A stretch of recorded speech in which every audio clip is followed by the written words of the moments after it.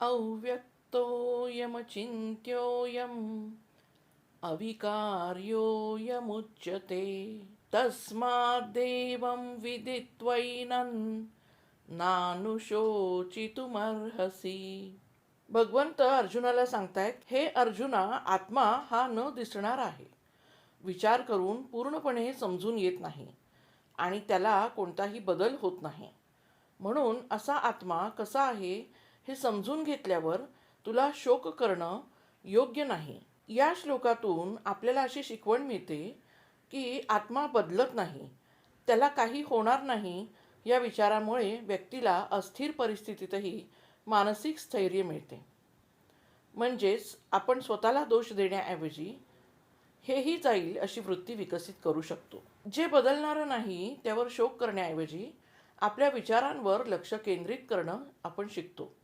भावना जरी आल्या तरी त्या आपल्याला ग्रासून टाकत नाहीत. म्हणूनच आपण शोक किंवा नकारात्मक भावनांवर नियंत्रण मिळवण्यास आपल्याला मदत होते.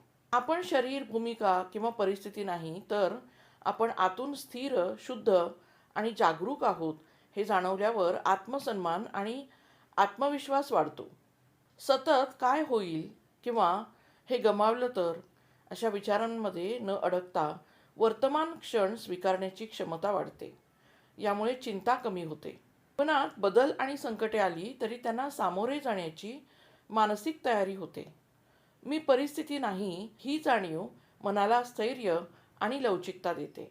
थोडक्यात या श्लोकातून आपण शिकतो की जीवनात येणाऱ्या बदलांमुळे आणि संकटांमुळे स्वतःला दोष देण्याची किंवा खचून जाण्याची गरज नाही.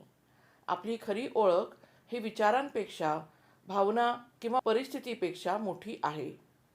त्यामुळे शांत, स्थिर आणि समतोल राहण्याचा सराव करावा. हेच मानसिक आरोग्य आणि आत्मविकासासाठी फार महत्त्वाचं आहे.